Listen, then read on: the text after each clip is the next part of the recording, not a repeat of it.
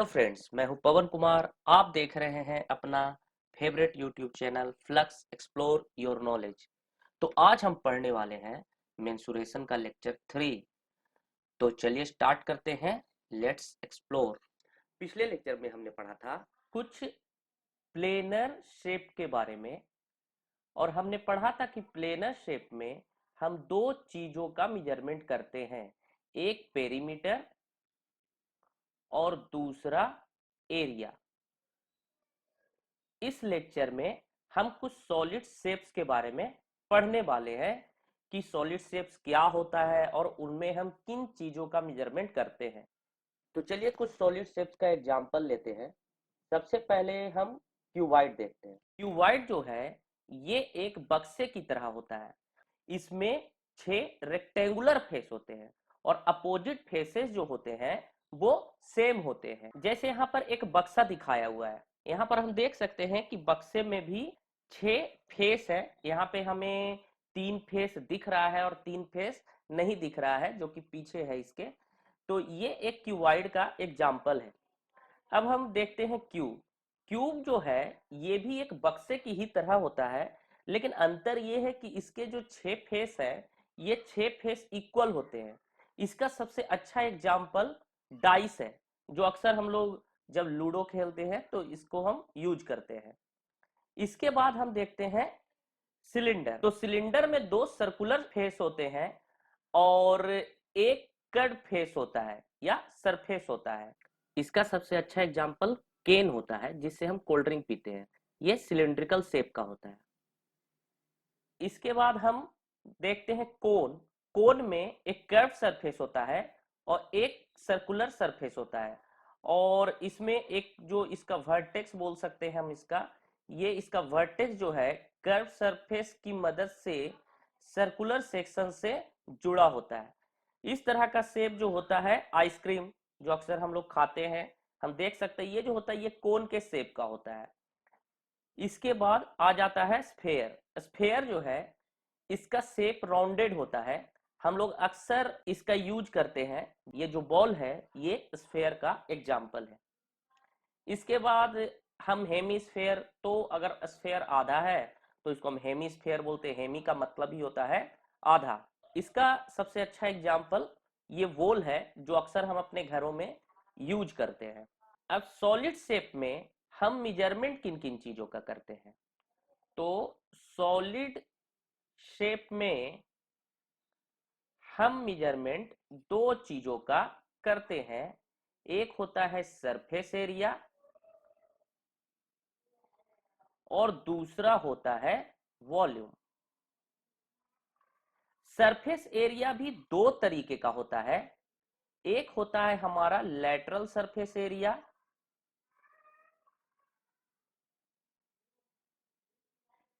और दूसरा होता है टोटल सरफेस एरिया।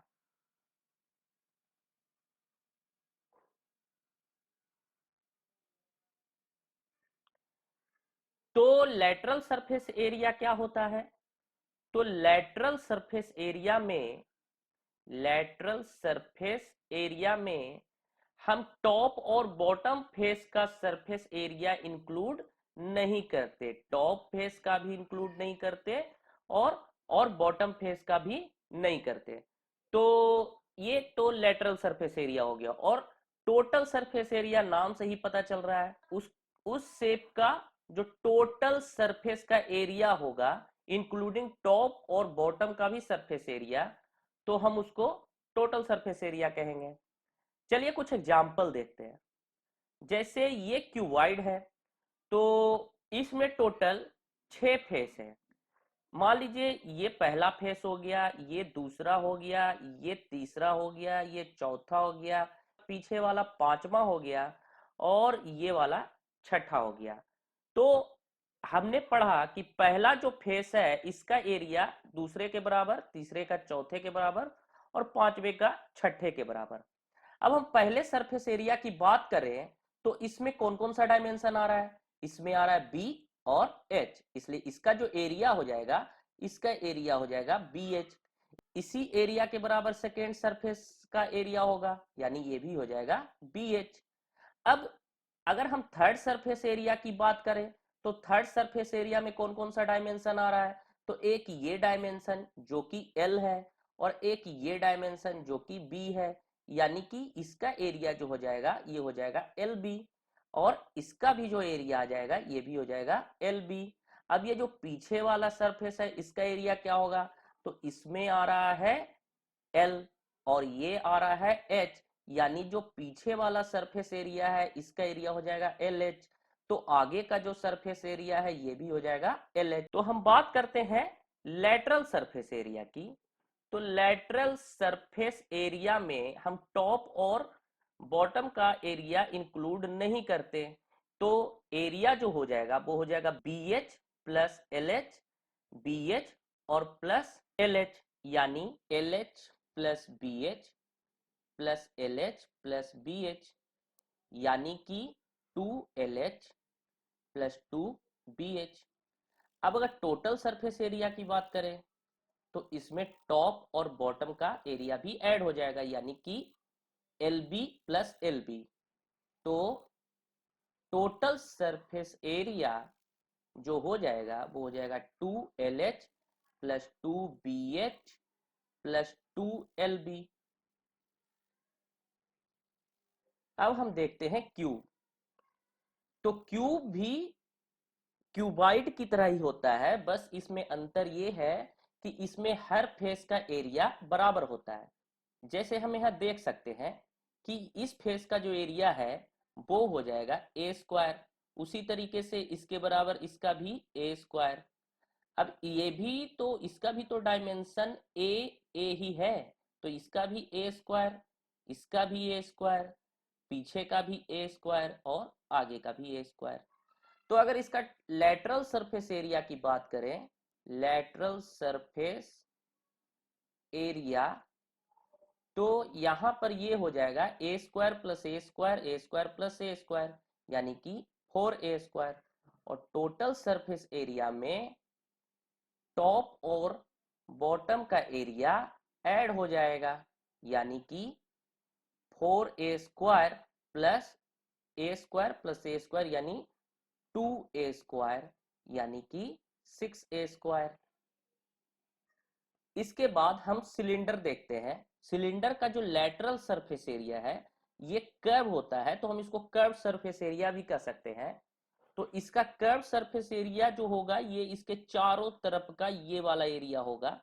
तो ये एरिया निकालने के लिए हम कुछ इस तरीके से सोच सकते हैं, जैसा कि हमने पहले भी पढ़ा था कि एक लेंथ में अगर हम दूसरे लेंथ को मल्टीप्लाई करते हैं तो हमें एरिया मिलता है।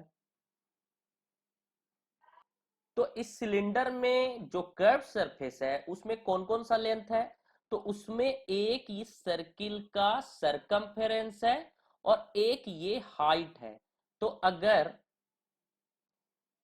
इसका रेडियस r है और ये अगर हाइट h है,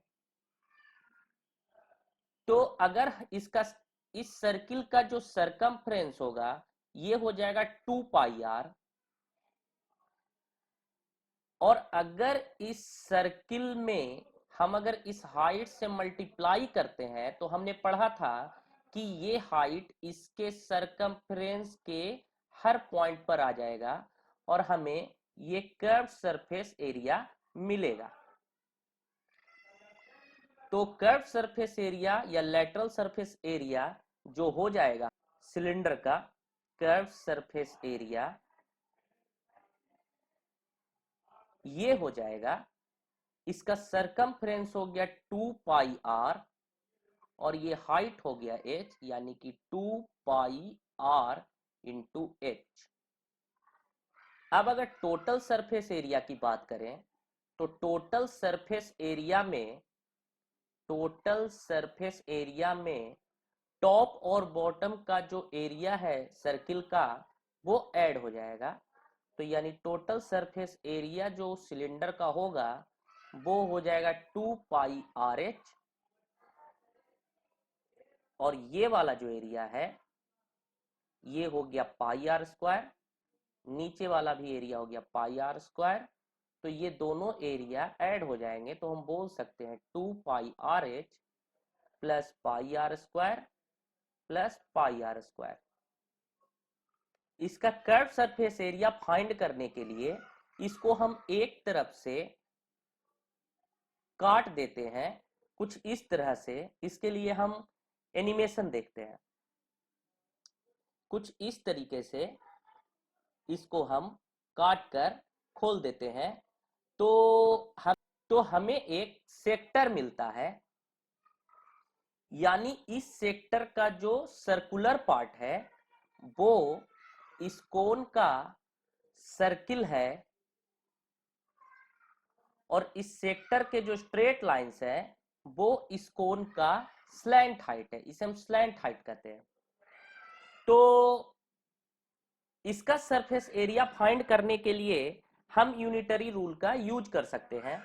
तो हम देख रहे हैं कि ये जो सेक्टर है ये किसी सर्किल का पार्ट है। हमने ये सर्किल को कंप्लीट कर दिया है। तो कोन का कर्व सरफेस एरिया होगा वो इस सरफेस एरिया के, यानी कि इस सेक्टर के सरफेस एरिया के बराबर होगा। तो इसे हम यूनिटरी रूल से फाइंड कर सकते हैं। तो ये जो पार्ट है इसकी लंबाई हो जाएगी 2 पाई आर, क्योंकि ये कोन के सर्कुलर पार्ट का सरकमफेरेंस है। और ये जो है इसका लेंथ हम एल मान लेते हैं, जो कि कोन का स्लैंट हाइट है। तो अब ये सर्किल जो है, इस सर्किल का सरकमफेरेंस हो जाएगा 2 पाई एल, और इस पूरे सर्किल का जो है एरिया वो हो जाएगा पाई एल स्क्वायर। तो अब हम यूनिटरी रूल से बोल सकते हैं कि जब लेंथ 2 पाई एल है तो एरिया है पाई एल स्क्वायर। जब लेंथ 1 यूनिट है तो एरिया हो जाएगा pi L square by 2 pi L. और जब लेंथ 2 पाई आर है तो एरिया हो जाएगा पाई एल स्क्वायर बटा 2 pi L into 2 pi R. तो यहाँ 2 पाई से 2 पाई कैंसिल, एल से एल कैंसिल, तो एरिया हो जाएगा pi are L, pi are L. तो कोन का कर्व सरफेस एरिया हो गया पाई आर एल, जहां एल इसका स्लैंट हाइट है और आर इसका रेडियस है। और इसके सर्कुलर पार्ट का एरिया हो गया पाई आर स्क्वायर। तो total surface area, total surface area cone का हो जाएगा pi are l plus pi r square. अब हम स्फीयर का सरफेस एरिया निकालना चाहते हैं, तो इसके लिए हम कुछ इस तरीके से सोचते हैं। जैसे मान लीजिए कि ये कोई स्फीयर है, तो इसका सरफेस एरिया हमें निकालना है। तो इसके लिए हम एक ऐसा सिलेंडर लेते हैं जिसकी हाइट स्फीयर के डायमीटर के बराबर और जिसका रेडियस स्फीयर के रेडियस के बराबर है। तो हमेशा देखते हैं कि स्फीयर को पेंट करने में उतना ही पेंट खर्च होता है जितना इस सिलेंडर के लैटरल या कर्व सरफेस एरिया को पेंट करने में। तो हम बोल सकते हैं surface area, surface area of sphere is equal to lateral surface area of cylinder. और lateral surface area of cylinder के बारे में अभी हमने पढ़ा कि होता है 2 पाई आर एच। और यहां पर एच कितना होगा, तो एच जो है ये हो जाएगा 2 आर के बराबर। एच हो जाएगा 2 आर के बराबर, तो हम इसको लिख सकते हैं 2 आर। तो ये हो जाएगा 4 पाई आर स्क्वायर। तो ये हो गया स्फीयर का सरफेस एरिया। क्योंकि इसमें एक स्फीयर ही है, इसमें लैटरल जैसा कुछ बात नहीं है, तो ये टोटल सरफेस एरिया हो गया स्फीयर का। अब हम हेमिस्फीयर का सरफेस एरिया फाइंड करेंगे। तो इसका जो लेटरल सरफेस एरिया होगा वो स्फेयर के, इसका जो लेटरल सरफेस एरिया है वो स्फेयर के टोटल सरफेस एरिया का आधा हो जाएगा, यानी 4πr² डिवाइडेड बाई 2, यानी 2πr²। तो इसका कर्व्ड सरफेस एरिया या लेटरल सरफेस एरिया ये हो जाएगा 2πr²। और टोटल सरफेस एरिया में इस सर्किल का सरफेस एरिया हम ऐड कर देंगे तो हो जाएगा 2πr² प्लस πr², यानी 3πr²। तो टोटल सरफेस एरिया जो हो जाएगा ये हो जाएगा 2πr² प्लस πr², यानी 3πr²। अब हम सॉलिड शेप्स के वॉल्यूम के बारे में पढ़ेंगे। तो वॉल्यूम का मतलब क्या होता है? तो वॉल्यूम का मतलब होता है हम किसी शेप में कितना फिल कर सकते हैं, जैसे पानी या कोई भी चीज कितना फिल हो सकता है, तो उसको हम वॉल्यूम बोलते हैं। इससे पहले हम पढ़े थे कि अगर एक लेंथ में अगर हम दूसरा लेंथ मल्टीप्लाई करते हैं तो हमको एरिया मिलेगा। अगर हम एरिया में फिर से एक लेंथ को मल्टीप्लाई कर दे तो हमें वॉल्यूम मिलेगा। तो इसके लिए हम कुछ एग्जाम्पल देखते हैं। मान लीजिए इस क्यूबॉइड का वॉल्यूम हमें निकालना है। तो इसका वॉल्यूम निकालने के लिए सबसे पहले हम देखते हैं कि इसका ये वाला जो सरफेस एरिया है ये कितना हो जाएगा। तो इसमें दो डायमेंशन आ रहा है, एक बी और एक एल। तो इसको कुछ इस तरीके से हम बना लेते हैं पहले। तो इसमें जो ये जो सरफेस एरिया है ये सरफेस एरिया हो जाएगा b इंटू एल, या l इंटू बी भी बोल सकते हैं। मल्टीप्लीकेशन का रूल है कि अगर आप इस एरिया में अगर इस लेंथ को यानी हाइट को अगर हम मल्टीप्लाई करते हैं तो ये हाइट इसके हर एक पॉइंट पर आएगा, क्योंकि अब ये पूरा भर चुका है, पॉइंट से बोल सकते हैं। तो ये भी जो पॉइंट का कलेक्शन है ये इसके हर एक पॉइंट पर आ जाएगा, यानी इस तरीके से। तो हम बोल सकते हैं कि ये जो क्यूबॉइड है पूरा भर गया है पॉइंट से। तो ये कब आया? जब हमने एल बी यानी बी एल को एच से मल्टीप्लाई कर दिया। तो यही हो गया वॉल्यूम ऑफ क्यूबॉइड।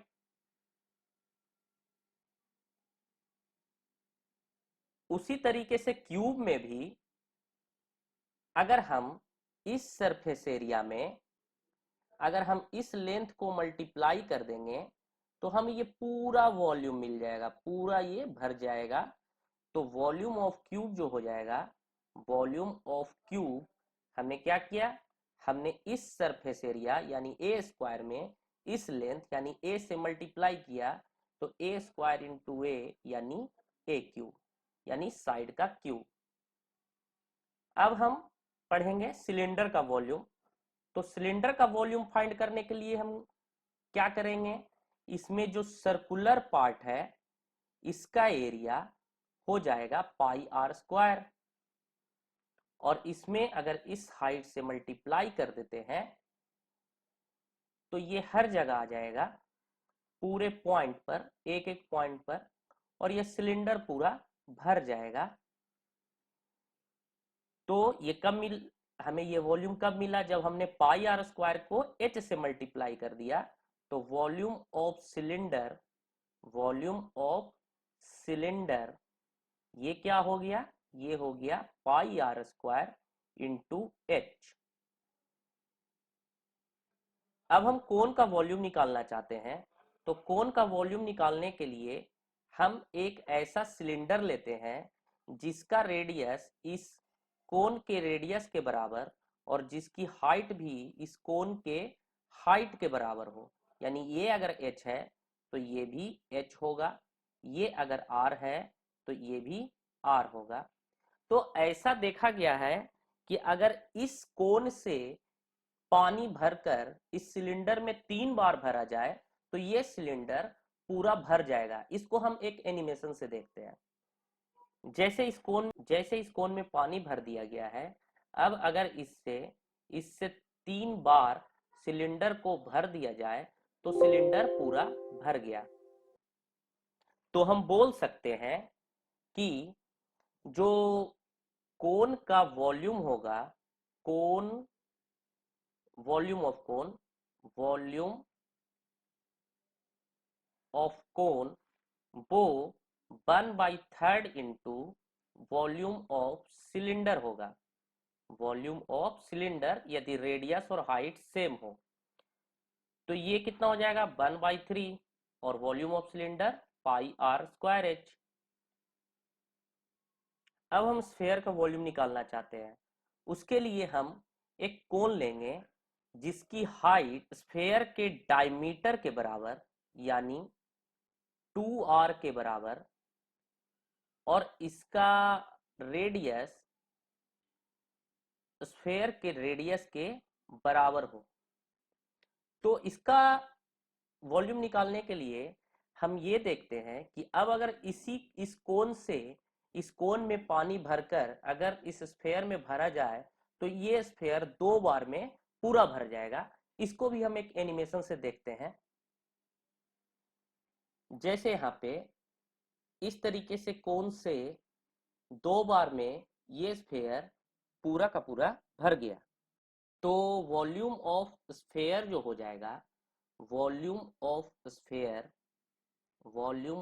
स्फेयर ये हो जाएगा 2 इंटू वॉल्यूम ऑफ कोन। और अभी हमने पढ़ा है कि वॉल्यूम ऑफ कोन जो है वो होता है 1/3 πr²h और यहाँ पर हमने देखा कि h जो है वो 2r के बराबर है। तो ये टोटल हो गया 2 इंटू 2 4/3 πr² इंटू r³ तो वॉल्यूम ऑफ स्फेयर जो हो गया वो हो गया 4/3 πr³। अब हम देखेंगे वॉल्यूम ऑफ हेमीस्फेयर। तो ये जस्ट स्फेयर के वॉल्यूम का हाफ होगा यानी वॉल्यूम ऑफ हेमीस्फेयर जो होगा ये हो जाएगा 4/3 πr³/2 यानी 2/3 πr³। अब हम सबका समरी देख लेते हैं। सबसे पहले हम प्रीवियस लेक्चर का बात करते हैं। यहाँ पर रेक्टेंगल का जो पेरीमीटर है वो 2 इंटू लेंथ प्लस ब्रेथ हो गया और इसका जो एरिया हो गया वो लेंथ इंटू ब्रेथ हो गया। इसके बाद पैरेललोग्राम का भी जो पेरीमीटर है वो 2 इंटू लेंथ प्लस ब्रेथ ही है और इसका एरिया बेस इंटू हाइट है। स्क्वायर जो है उसका पेरीमीटर हो गया 4 इंटू साइड और इसका एरिया का 2 फॉर्मूला है, एक हो गया साइड स्क्वायर और एक हो गया 1/2 गुना प्रोडक्ट ऑफ डायगोनल्स। इसके बाद रोम्बस का भी पेरीमीटर हो गया 4 इंटू साइड और इसका जो एरिया है वो हो गया बेस इंटू हाइट और इसका भी एक वही फॉर्मूला होता है जो स्क्वायर का, क्योंकि स्क्वायर भी एक तरह का रोम्बस है तो ये एक्चुअली रोम्बस का फॉर्मूला है 1/2 गुना प्रोडक्ट ऑफ डायगोनल्स। अब ट्रायंगल्स का अगर पेरीमीटर बोले तो ये हो गया सम ऑफ ऑल साइड्स। एक्चुअली ये सारे जो पेरीमीटर्स हैं ये सम ऑफ ऑल साइड्स ही हैं बट ये कुछ स्पेशल फॉर्मूले बन जा रहे हैं। तो ट्रायंगल का जो अब एरिया है वो हो गया 1/2 इंटू बेस इंटू हाइट और एक हीरोन्स फॉर्मूला हो गया √s into s minus a s minus b s minus c। इसके बाद एक इक्विलेटरल ट्रायंगल का फॉर्मूला आता है, पेरीमीटर तो वही होगा सम ऑफ ऑल साइड्स। इसका एरिया जो हो गया वो √3/4 इंटू साइड स्क्वायर। इसके बाद ट्रेपेजियम का देखते हैं तो ट्रेपेजियम का पेरीमीटर वही है और एरिया हो गया 1/2 into sum of parallel sides into height.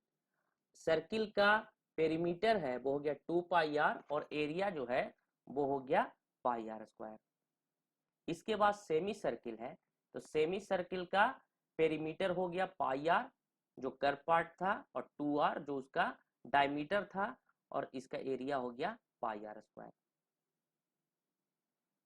अब 3D शेप्स का देख लेते हैं। तो क्यूबाइड के केस में लेटरल सरफेस एरिया हो गया 2 into L H plus B H, इसका टोटल सरफेस एरिया हो गया 2 into L B plus B H plus H L, और इसका वॉल्यूम हो गया एल बी एच।